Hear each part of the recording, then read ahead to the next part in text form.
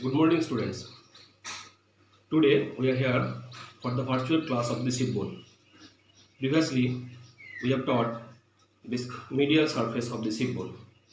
Today, I am assigned to study this lateral aspect of the hip bone. Previously, you know the parts of the hip bone. In this hip bone, in the middle, there is a constricted part where I held by my wave space, first wave space. And above this constricted part, there is one fan shaped area, expanded area. It is known as the ilium. And below of this constricted part, there is again one expanded part, and this expanded part is formed by this pubis and the ischium. The pubis lies at this antero-inferior part of this one calf-shaped depression on the lateral aspect of this constriction. This calf-shaped depression, it is known as the acetabulum, and in this posterior-inferior region there is a stout part of this bone. It is known as the ischium. In between the pubis and the ischium there is a gap, there is a foramen. This foramen, you know, this foramen, it is known as the obturator foramen. So it has three parts, three components. One is the ilium, this is the pubis, and this is the ischium. And all these three parts is fused in this acetabular cup and form the single bone. It has no separate name, so it is known as the innominate bone, and it is one type of irregular bone. Okay. So come to the individual part. This part, this is the ilium. It has one large border, one sinuous border. The anterior part, anterior 2/3 of the sinuous border, it is known as the ventral segment. This part is the ventral segment, and then one curvature in this posterior aspect. This is known as the dorsal segment. This ventral segment, it has a convexity outwards, and this dorsal segment, it has a convexity inward. So it is a sinuous border, and this border start from this point. Identify this point. This is the anterior superior iliac spine, and from this point this border goes towards this posterior superior iliac spine. This is the posterior superior iliac spine, and this border, it is broad like a border. It has two lips, this outer lip and the inner lip, and the part intermediate area in between these two lips. If I go 5 cm behind this anterior superior iliac spine, on this outer lip there is a projection. It is known as the iliac tubercle. And if I goes to this posterior aspect, dorsal segment of this iliac crest, there is sloping, inward sloping and this outward sloping, and in between this sloping there is a ridge. Okay, so this iliac crest, it is starting from this anterior superior iliac spine and goes up to this posterior superior iliac spine. Then come to this anterior border. This anterior border starts from this anterior superior iliac spine and goes up to the acetabulum. From this anterior superior iliac spine, if you go downward, at first there is a notch, and after the notch again there is a prominence of this bone, prominence of this anterior border. It is known as the anterior inferior iliac spine. This part is known as the anterior inferior iliac spine, and the border goes to this acetabulum. Through this notch goes to the lateral cutaneous nerve of the thigh. It comes from this lumbar plexus and goes to the thigh. Through this part, one nerve goes outside this pelvic cavity. It is known as the lateral femoral cutaneous nerve of thigh. Okay. So similarly, there is posterior border.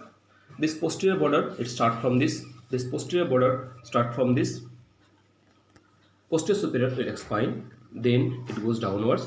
This is the posterior inferior iliac spine, and then one notch.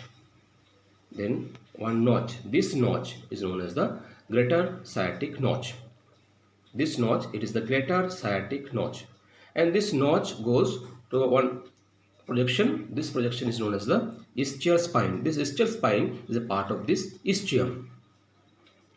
So this greater sciatic notch, if you look closely, this greater sciatic notch, in this region there is one sulcus. This is known as the preauricular sulcus, and from this preauricular sulcus, the few fibers of the piriformis take origin and goes outward to insert it into this femur. Okay, and some structures, it comes out from the pelvic cavity above this piriformis, and some structures comes out from this pelvic cavity through or below this piriformis.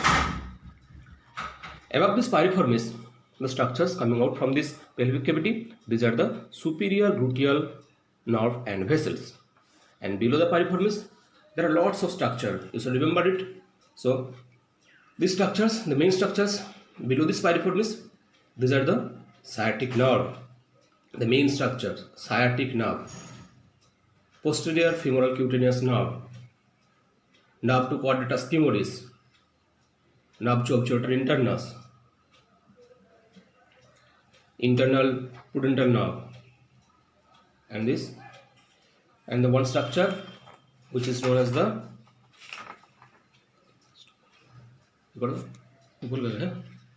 and the internal pudendal vessels.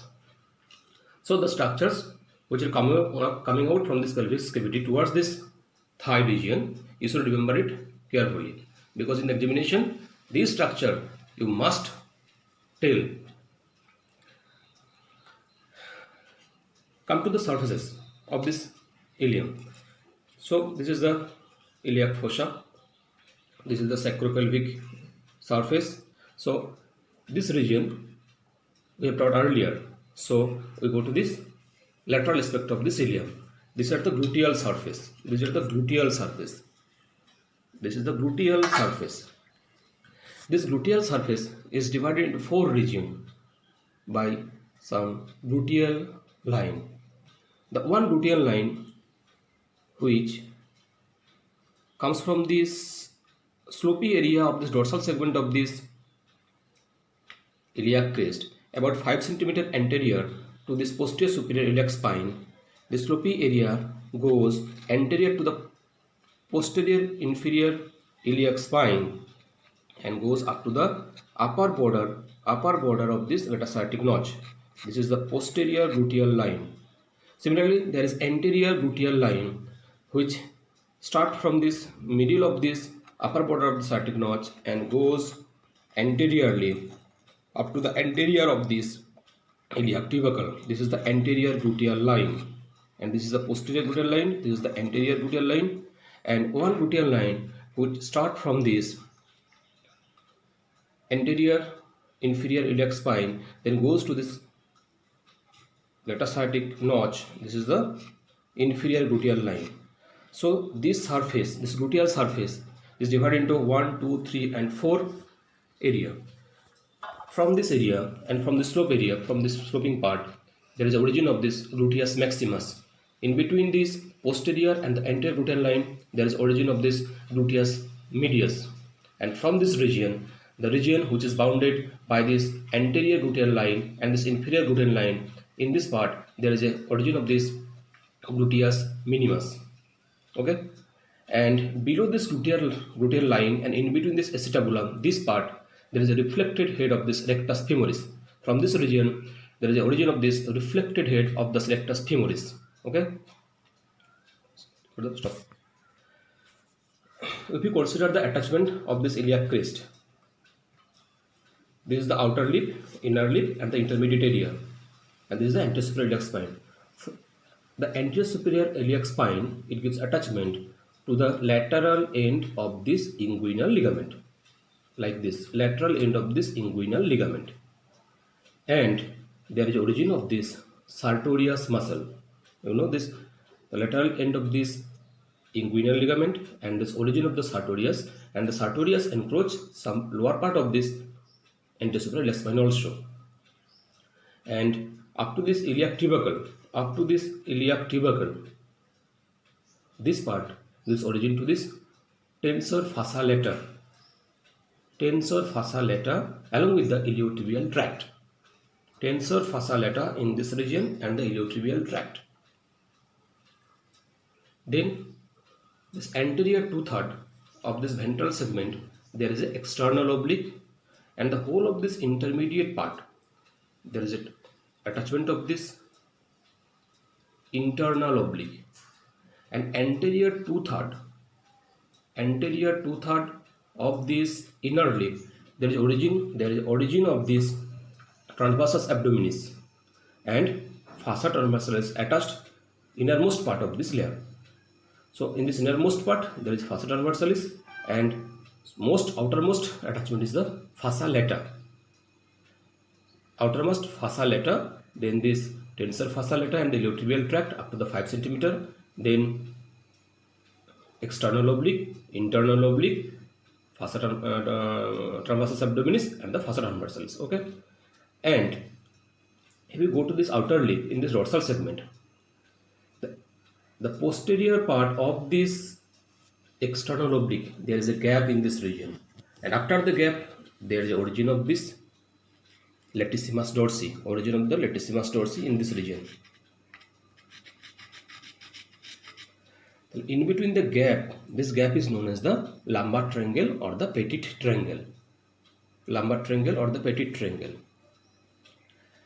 Similarly, on this inner lip, this anterior 2/3, there is attachment of this transversus abdominis, and this posterior to this transversus abdominis, there is quadratus lumborum, and this quadratus lumborum is covered by the thoracolumbar fascia, anterior and the middle layer of this thoracolumbar fascia, and this sloping part, in this medial slope, there is attachment of this rectus spinae, and previously I told you this lateral slope, there is a gluteus maximus, origin of the gluteus maximus. Okay, then let's start this pubis. It is the body of the pubis, and it has one prolongation. This prolongation goes to this acetabulum, this is the superior ramus, and one goes to this ischium bone, this is the inferior ramus. The body has anterior surface, posterior surface or this pelvic surface, and the symphysis pubis. And the superior ramus, it is triangular in nature. It has 3 borders. This is the one border, this is the second, and the part forms the boundary of the obturator foramen. This is the inferior border. So this is the pecten pubis. This rounded border is the obturator crest, and below, which forms this boundary of this obturator foramen, is the inferior border. So come to this pecten pubis. This pecten pubis, there is attachment of the pecten pubis from before backwards. At first there is a lacunar ligament, then there is a conjoint tendon, and then there is a fossa transversalis. Then goes to this part. This is the obturator crest. This obturator crest and this pecten pubis, it forms this superior surface of this superior ramus. This obturator crest, here the attachment of this obturator membrane and this pubofemoral ligament. In between this inferior border and the obturator crest, there is one groove. When this obturator membrane covers this area, and the gap in between this groove is formed into a canal known as the obturator canal, and this obturator canal contains this obturator nerve, obturator artery, and the obturator vein. Okay, this goes to the body. Above this body, this is the pubic crest, and lateral side of the pubic crest, there is a pubic tubercle. In this pubic tubercle, there is a medial attachment of this inguinal ligament, and there is superior crus of this saphenous opening, and there is a lower strata of this superficial inguinal ring, and this crest, this pubic crest, it give attachment from anterior to posterior. This is the fossa lata. Then come to this fossa which covers this rectus abdominis muscle. Then this rectus abdominis, the lateral part of this rectus abdominis, mainly epidemitalis muscle if present. Then come to this posterior aspect, it gives attachment to this conjoint tendon and this fossa transversalis. In this anterior part or anterior surface of this body of the pubis, there is a attachment of this adductor longus, and in this pelvic surface or this posterior surface, the attachment are told previous classes. Then goes to this inferior ramus. This inferior ramus, it goes towards this ischium, and it joins with this ischial ramus, and from this ischio-pubis ramus, and it forms this obturator foramen. Then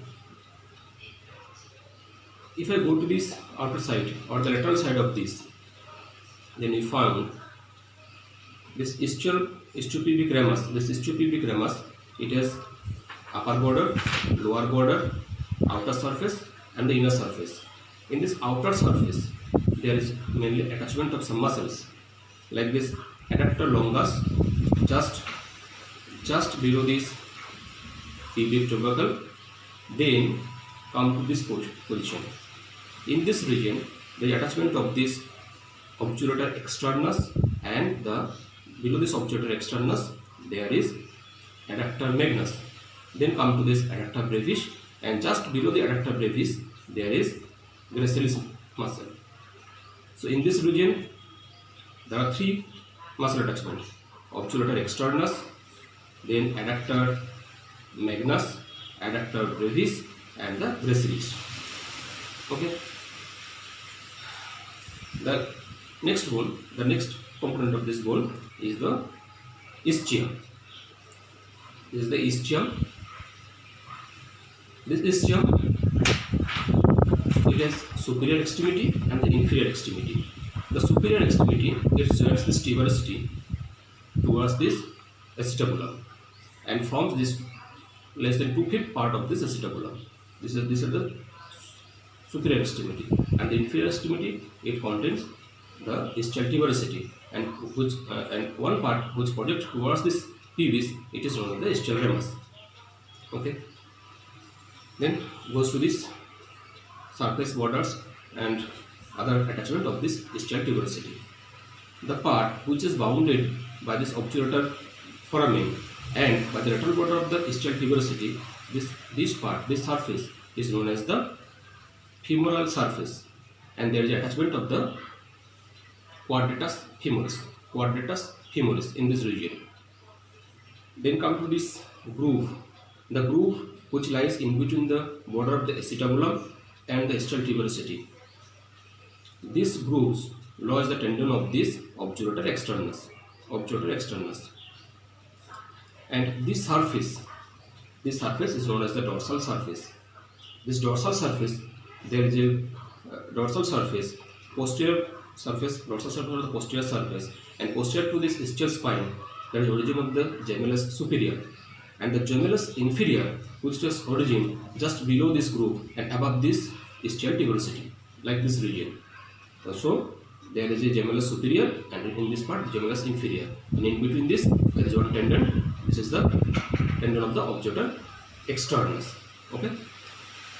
Then goes to this part, the ischial tuberosity, the main part of this ischium.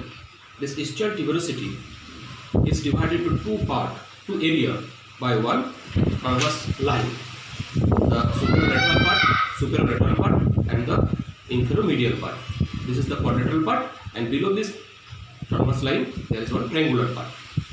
The superior lateral part, it is an attachment to this semimembranosus, and this inferior medial part, there is attachment of this semitendinosus. In between this semimembranosus and the semitendinosus, there is rectus femoris.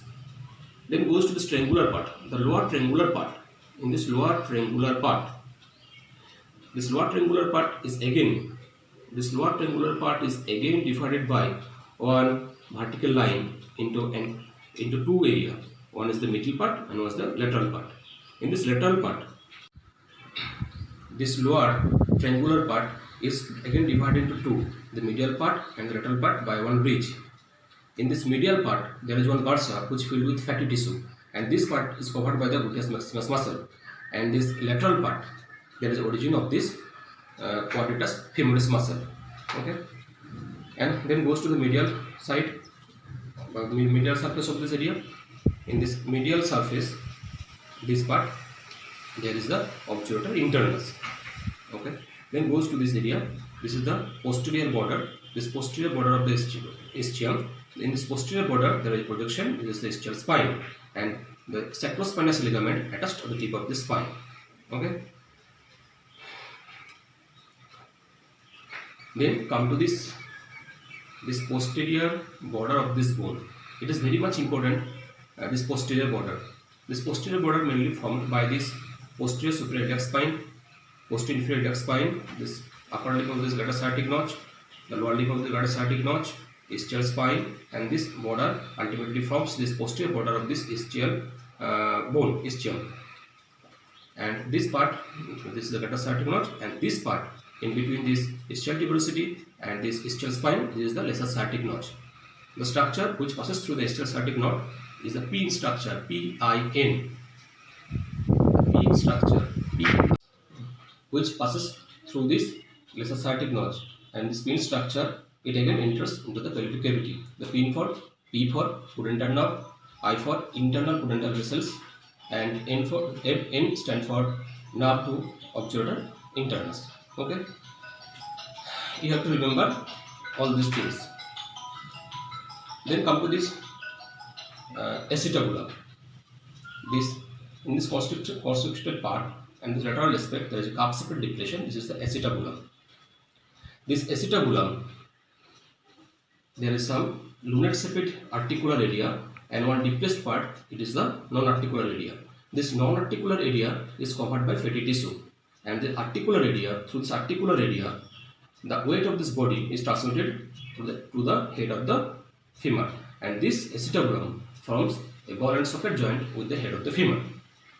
And all this area of this acetabulum, margin of the acetabulum, is covered by the acetabular labrum, and this part, this gap, is known as the acetabular notch, and this notch is covered by this transverse acetabular ligament. Okay, transverse acetabular ligament, it fills this notch.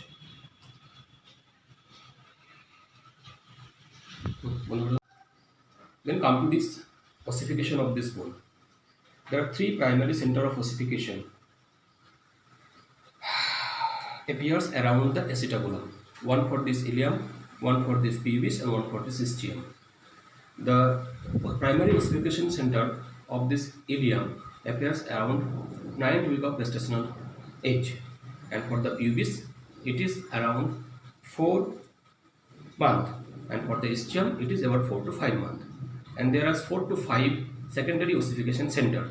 One for the ischial, one for this iliac crest, one for the iliac crest, one for the anterior inferior iliac spine, one for this body of the pubis, one for this ischial tuberosity, and sometimes one for this ischial spine. And all these primary ossification center, it unite to form this whole bone around 12 years of age. 12 years of age. In this area, they join like a Y-shaped cartilage, Y-shaped area in this acetabular cavity. And the secondary ossification center, which unite into this bone and form this bone properly, around 20 to 25 years. So after this 25 years, this hip bone is completely formed. Okay. And one recapitulation, this anatomical position of this hip bone. At first, identify this upper end and the lower end. In this upper end, there is iliac crest, sinuous curve, and lower end, there is obturator foramen. Upper and lower. And this lateral aspect, there is the acetabular cup, acetabulum.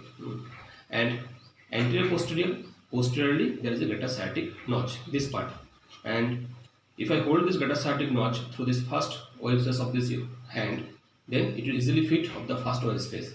Then you can hold it like this, and this during anatomical position, this anterior superior iliac spine and this pubic crest, it lies on the same vertical plane, this vertical plane, the same vertical plane, and the symphysis pubis, it lies on the same sagittal plane, but this posterior superior iliac spine, it lies 5 cm away from the midline, so it looks like this. Okay, this is the anatomical position of this hip bone. This is the left hip bone in anatomical position. So enough for this day. Go through your books, and if any questions you can ask me through WhatsApp, or you can call me. Okay.